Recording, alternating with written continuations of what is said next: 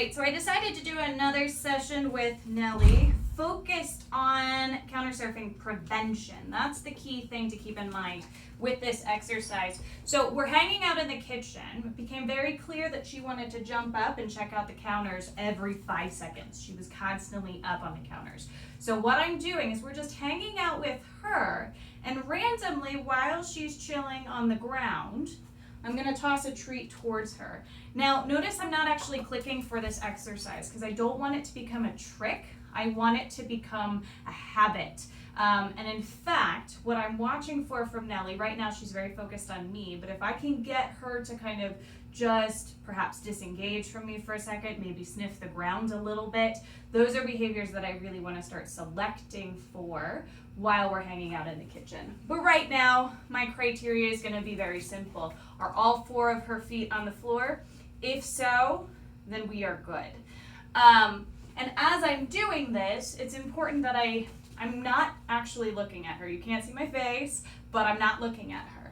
I don't want it to be me having to stare her down to get her to do this behavior. In fact, it's better if I'm acting slightly distracted. So I might grab a book, put it open and be like, I'm not doing anything, I'm just reading a book, right? And so then when she's kind of looking away from me, I'm gonna toss treats on the ground. All of the treats will be tossed on the ground because I want her to start focusing on what's on the ground rather than what's up here.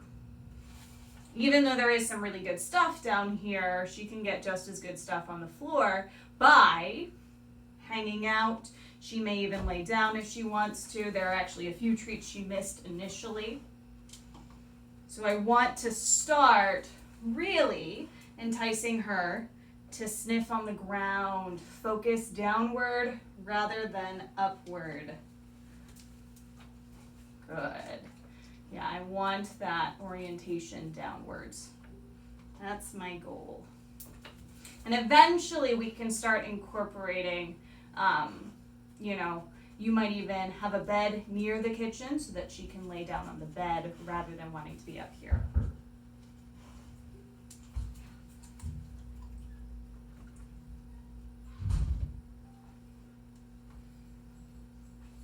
So, just hanging out. Randomly tossing treats for her, keeping her feet on the floor. I will also do another video on teaching off so that if you need it, you have it. But I really want to emphasize the importance of getting out in front of the counter surfing and trying to prevent it in the first place. Because it can become tedious to constantly have to say off, off,